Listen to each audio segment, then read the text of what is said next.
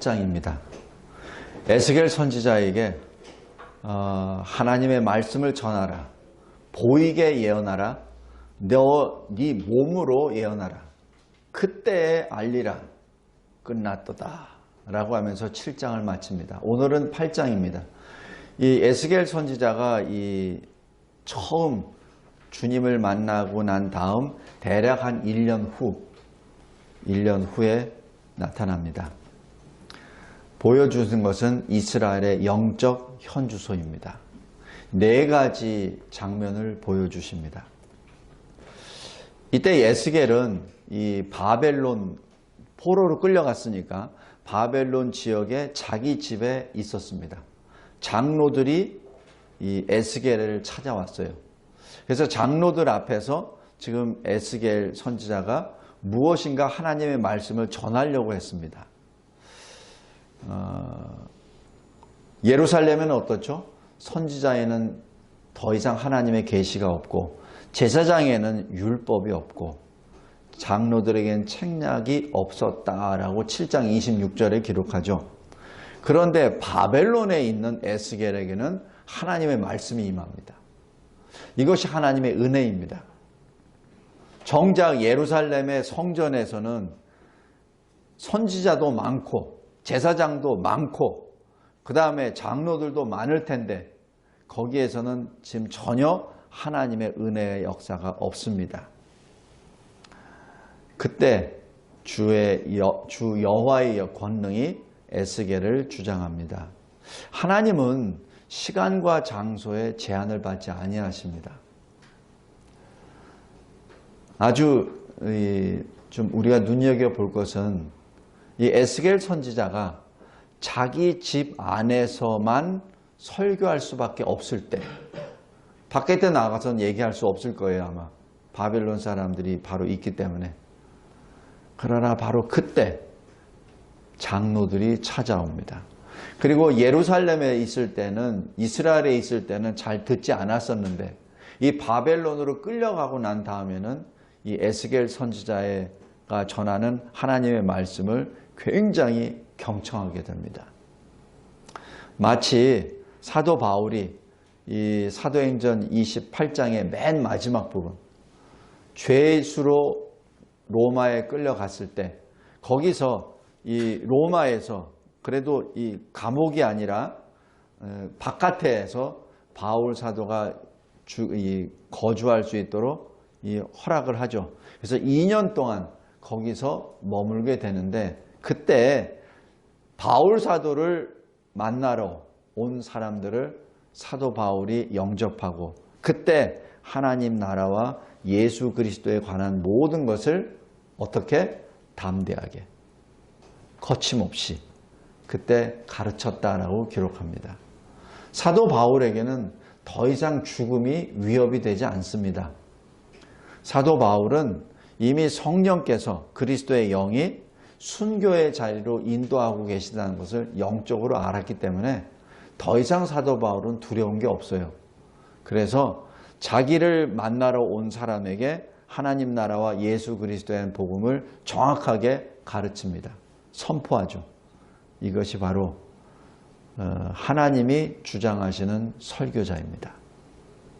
마치 지금 바벨론에 끌려갔었던 에스겔이 그 집에 있을 때 장로들이 와서 하나님의 말씀을 듣기를 원했었던 그 모습과 동일합니다. 하나님의 권능이 이제 임하십니다. 근데 권능이 임하실 때 어떤 권능이냐면은 처음에 에스겔 1장에 나와 있었던 바로 그 분의 모습이 그대로 등장합니다. 불과 같고 광채가 납니다.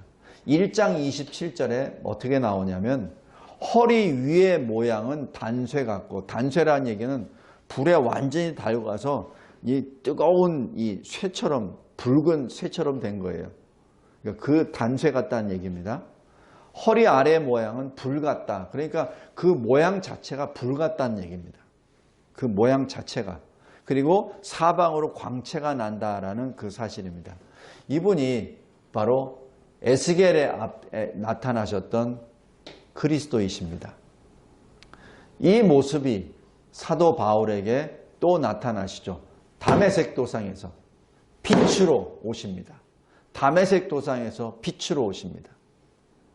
호련히 하늘로부터 빛이 그들을 둘러 비추는지라 라고 기록합니다. 그런데 사람들은, 사도 바울과 함께 있었던 사람들은 그 빛을 보는데 그 주님이 하신 말씀은 알아듣지 못합니다. 그런데 그 빛으로 말미암아 사도 바울은 앞을 보지 못하게 되죠. 바로 다메섹 도상에서 오신 빛의 주님이 바로 이 에스겔에게 오신 그 주님과 같습니다. 또 그 주님이 사도 요한에게 또 나타나시죠. 그것이 주의 날 반모섬에서 그의 머리와 털의 희기가 흰 양털 같고 눈 같으며 그의 눈은 불꽃 같다. 그의 얼굴은 해가 힘있게 비치는 것 같더라 라고 말합니다. 바로 주님이십니다. 그런데 그 주님이 이제 에스겔에게 임하셔서 주의 영이 에스겔을 예루살렘으로 데려가십니다. 어떻게? 주의 손이 에스겔의 머리털에 한 모습을 쥐고 초자연적으로 예루살렘으로 이끌어 가십니다. 근데 예루살렘에 하나님의 성전으로 이끌어 가십니다. 자, 여기에 질투의 우상이 나타난다. 정신 똑바로 차리십시오. 지금부터 정신 똑바로 차리십시오. 만약에 마스크 때문에 눈이 가린다면 마스크를 벗으시거나 아니면 일어나십시오. 지금은 똑바로 정신 차려야 될 때입니다. 하나님의 영이, 주님이 직접 에스겔을 끌고 성전으로 데려가는 그 모습 왜 그렇게 했습니까? 졸라고? 눈을 감으라고? 아닙니다. 똑바로 뜨라고. 똑바로 떠서 보라고. 너의 현재 모습이 어떤지 보라고. 내가 왜 바벨론에 끌려갔는지 그 모습을 보라고. 너의 모습을 보라고. 첫 번째가 질투의 우상입니다. 이 질투의 우상은 므낫세 왕이, 므낫세가 누구죠? 히스기야의 아들입니다. 히스기야가 누굽니까? 기도의 사람이에요.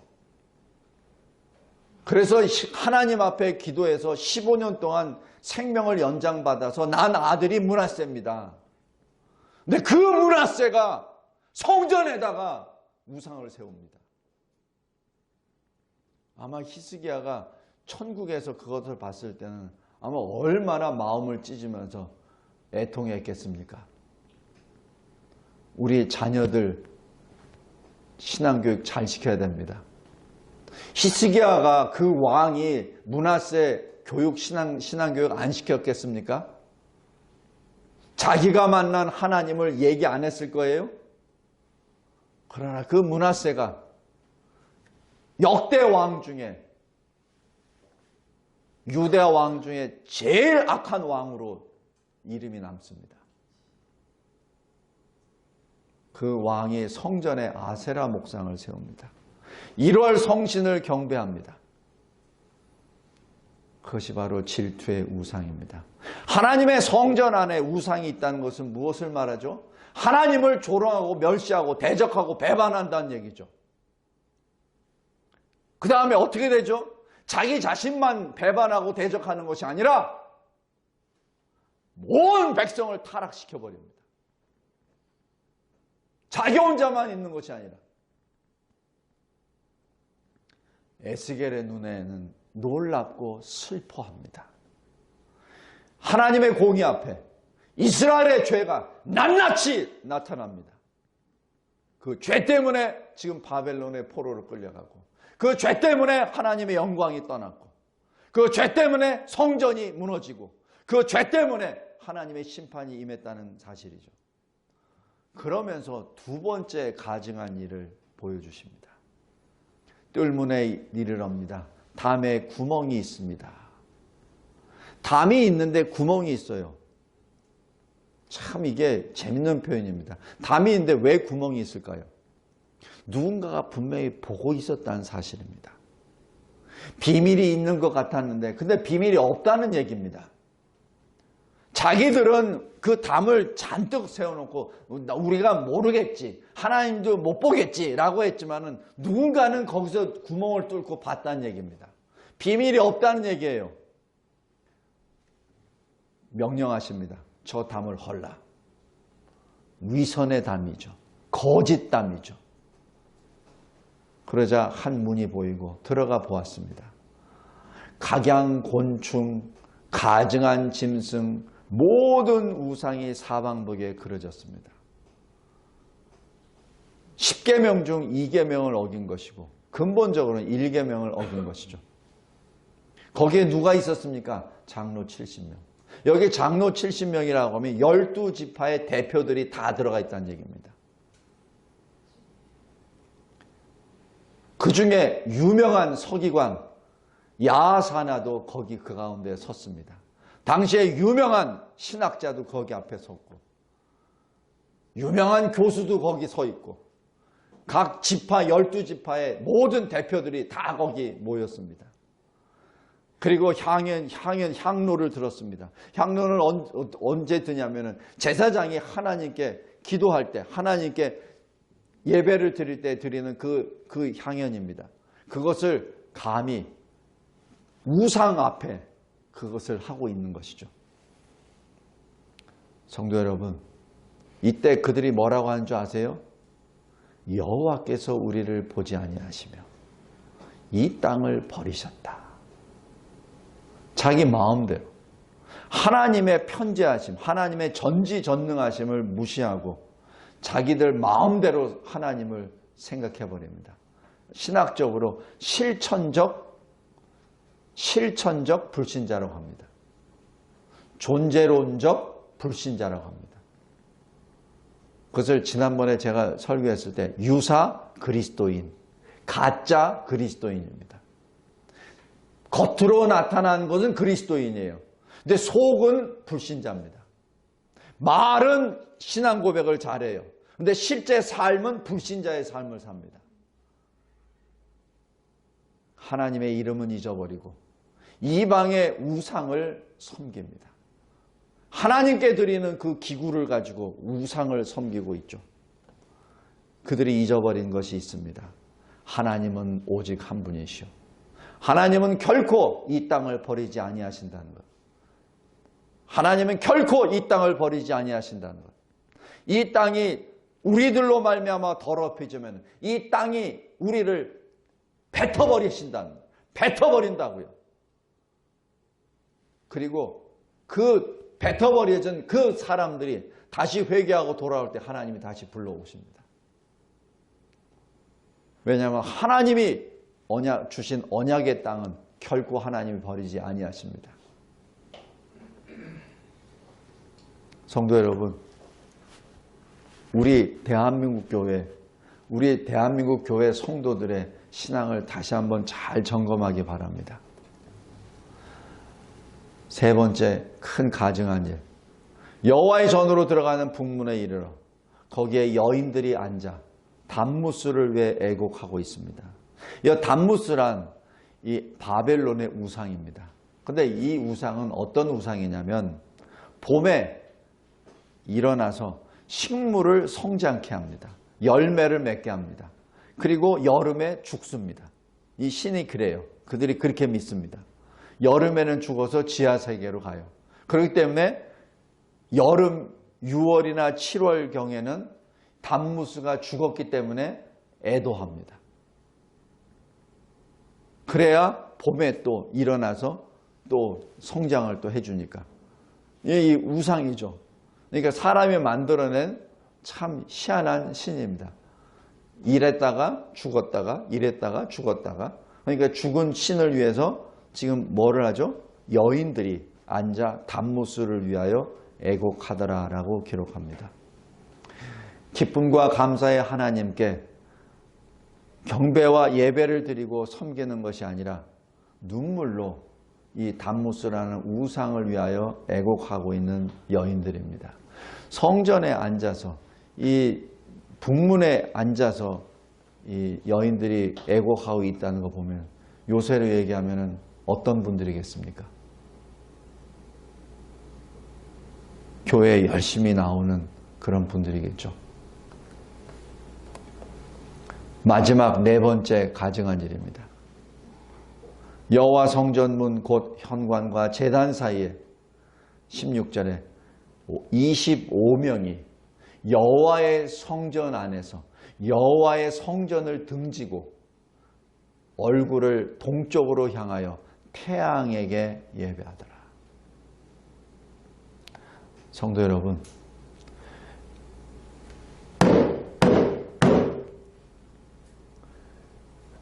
아담이 범죄하고 난 다음 하나님이 아담아 내가 어디 있느냐고 하려고 오셨을 때 제일 먼저 게 뭐하죠?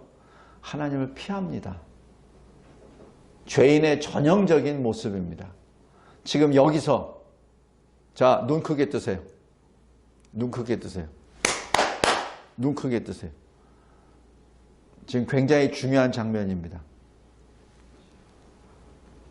하나님을 향해야 될 사람이, 하나님을 바라봐야 될 사람이 하나님을 등지고 하나님이 만드신 피조물인 태양을 보고 예배를 하고 있습니다. 어디서? 성전에서. 의도적으로 하나님의 낯을 피합니다.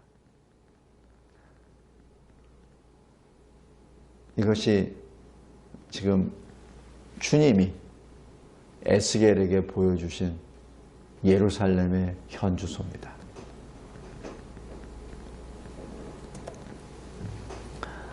성도 여러분, 우리 신앙은 어떻습니까?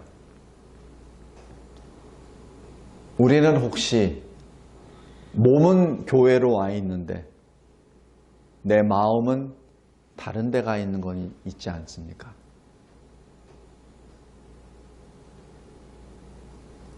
잠시 요 몇 분, 잠시 이 몇 분까지도 주님께 드리지 못합니까? 우리 마음은 어디가 있습니까? 우리 마음은 세상 일은 그렇게 열심히 하면서 세상에 어떤 그 주문을 하는 손님, 고객에 대한 하는 것은 그렇게 열심을 하면서 세상에서 시험 공부하려고 하는 것은 밤을 새가면서 공부하면서 그 시험을 위해서 이 학원 저 학원 이 사람 저 사람 쫓아다니면서 공부하면서 공무원 시험 보려고 이 학원 저 학원 그렇게 다니면서 목숨 걸고 공부하면서 그렇게 수개월 수년을 공부하면서 교회에 나와 그 몇 분을 하나님의 말씀을 듣지 않습니까? 성도 여러분, 우리 신앙을 점검해야 됩니다. 비록 이 2500~600년 전의 사건이지만 그러나 지금도 우리에게 그대로 적용이 됩니다. 우리 자녀들은 어떤지, 우리 부모들은 어떤지, 그리고 나의 가장 가까운 사람들은 어떤지, 그리고 나 자신은 어떤지 체크하기를 바랍니다. 하나님은 우리의 마음을 보십니다. 아벨의 예물을 받으시기 전에 아벨을 먼저 받으십니다. 가인의 예물을 받지 않으시기 전에 가인을 안 받으십니다. 왜냐하면 가인의 마음에 하나님이 없기 때문에 그렇습니다. 하나님은 사람이 아니십니다. 하나님은 하나님이십니다. 우리가 아무리 교묘히 가장을 하고 담을 치고 뭘 어떻게 숨기고 우리 속으로 하나님이 나를 모르실 거야. 하나님이 내 깊은 마음까지는 어떻게 알 수 있어? 그런 거 소용 안 된다는 뜻입니다. 유다 족속이 하나님이 말씀하십니다. 유다 족속이 성전에서 행한 가증한 일이 적은 것이냐. 지금 이 에스겔에게 직접 보여주시고 에스겔 네가 한번 생각해 봐라라는 얘기입니다. 그 땅을 폭행으로 채웠다. 왜 폭행이죠? 질서의 하나님이 주신 것은 화평입니다. 그런데 이거 질서를 깨뜨려 버렸어요. 창조주와 피조물 간의 그 관계를 깨뜨려 버렸습니다. 그러니까 어떻게 되죠? 질서가 깨지니까 화평이 사라지고 폭행이 난무하죠. 그리고 하나님의 노여움이 일어납니다.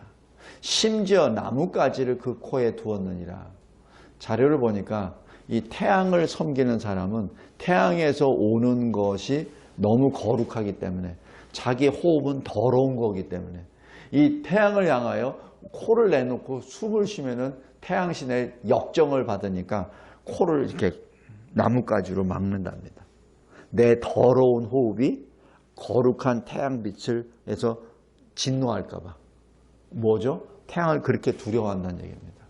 우리 김정은 앞에 옆에 있는 장군들이 여기서 보면서 막 무릎 꿇고 막 이렇게 하잖아요. 김정은은 담배 피우고 딱 이렇게 있고. 그죠? 그거 봤죠? 똑같습니다.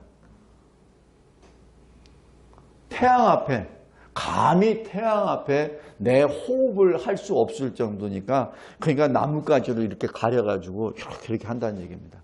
하나님 앞에는 등을 돌리면서 하나님께는 예배를 드리지 않으면서 그것도 하나님의 성전에서 그렇게 최고의 예의를 표하면서 태양을 경배합니다.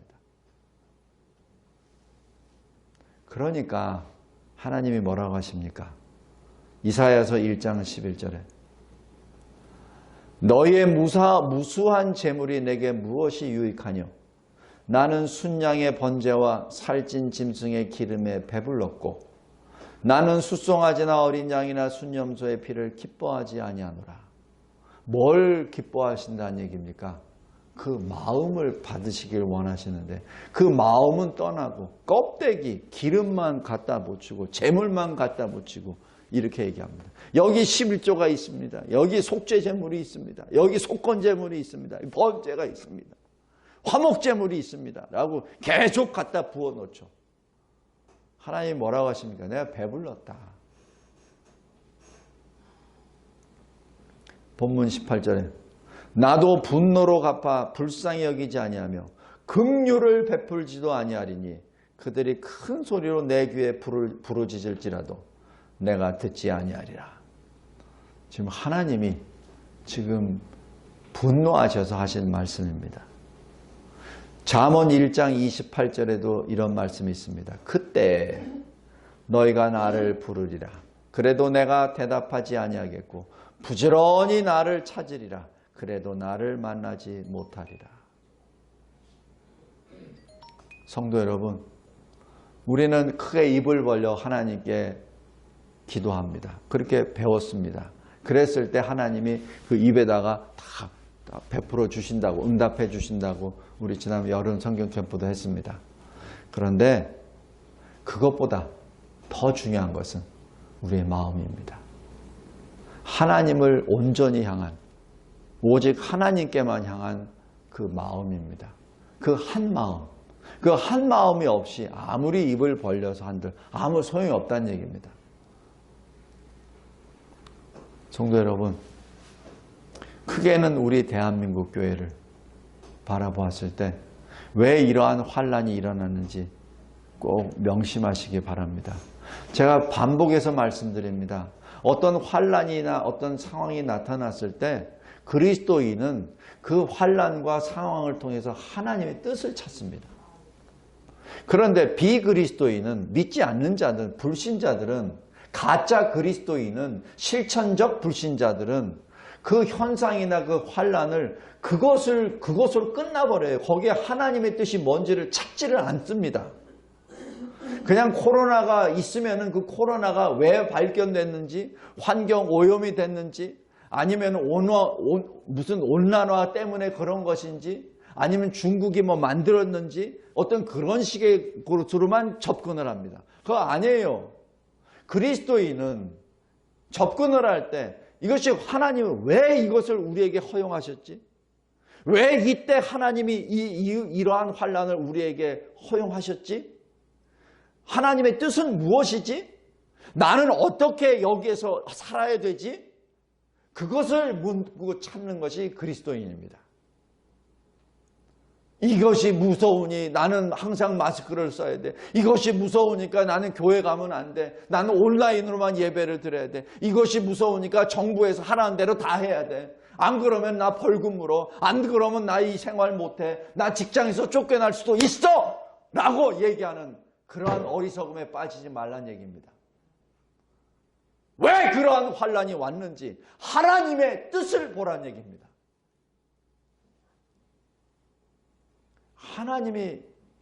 하나님이 무슨 뜻을 우리에게 지금 알려주시는지.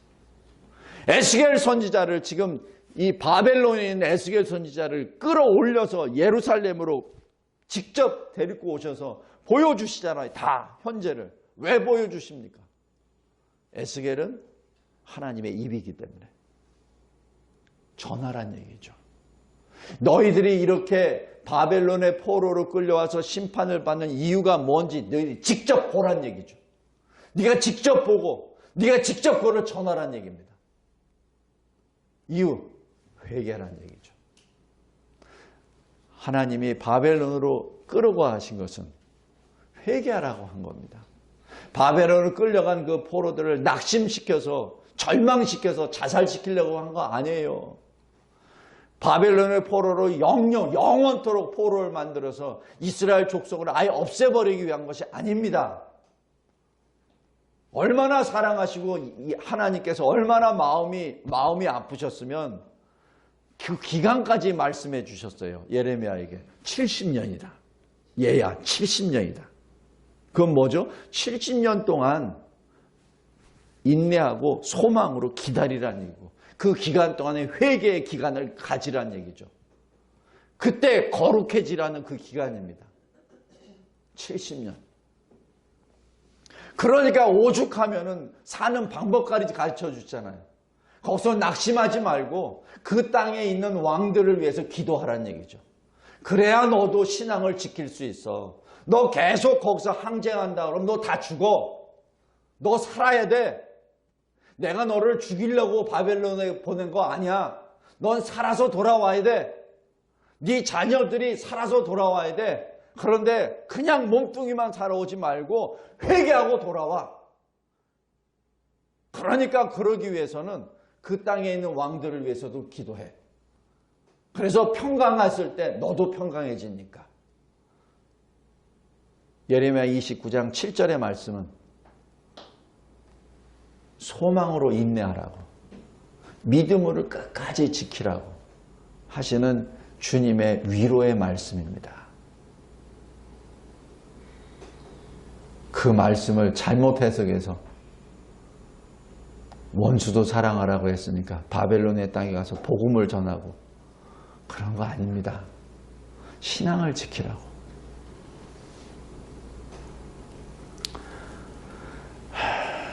성도 여러분, 말씀을 맺겠습니다. 이 나라의 상황이 됐던 우리 각자 개인의 인생이 됐던 어떤 상황이 벌어지면 그 상황 속에서 하나님의 손을 보기 바랍니다. 하나님의 얼굴을 보기 바랍니다. 하나님이 나에게 무엇을 원하시는지 그것을 깨달아 알아 하나님께 신실한 마음으로 나아가는 저와 여러분이 되시길 바랍니다. 그래서 바벨론 70년 생활 동안이 포로의 생활이 아니라 하나님 앞에 회개해 나가는 기쁨과 감사의 기간이 되길 바랍니다. 하나님 아버지 감사하고 감사합니다. 참으로 마음이 무너지는 에스겔 8장입니다. 어찌하여 성전에서 어떻게 저럴 수가. 그러나 주님, 이러한 모든 것들이 대한민국 교회 지금 현재 일어나고 있음을 목도합니다. 우리 각자의 인생, 신앙생활에서도 자유롭지 못함을 고백합니다. 누구를 판단하거나 평가하기가 아니라 우리 자신의 신앙을 다시 한번 점검케 하옵소서. 우리 자신이 단무스를 위하여 애곡하는 것은 아닌지, 우리 자신이 몸은 교회 안에 있으면서 나의 일, 나의 생각, 내가 원하는 것을 구하기 위하여 하나님의 얼굴을 등지고 내가 원하는 것을 향하여 지금 또 생각을 달리고 있는 것은 아닌지, 내가 가지고 싶은 것들을 내 마음속에 간직하며 예배 현장에 나와 늘 그것을 어떻게 가질까라는 탐심 속에 있는 것은 아닌지, 하나님, 저희들의 신앙을 다시 한번 점검하는 이 시간 되게 하여 주시고, 이 환난의 때 남 탓을 하는 것이 아니라 오히려 우리의 신앙에 대하여 다시 점검하는 거룩한 시간이 되게 하옵소서. 하나님 감사합니다. 깨워주심에 감사합니다. 졸지 않게 하여 주심에 감사합니다. 잠자는 자 되지 않게 하여 주심에 감사합니다. 유혹에 빠지지 않고 시험에 빠지지 않고 기도하는 자 되게 하옵소서. 예수 그리스도의 이름으로 기도드렸나이다. 아멘.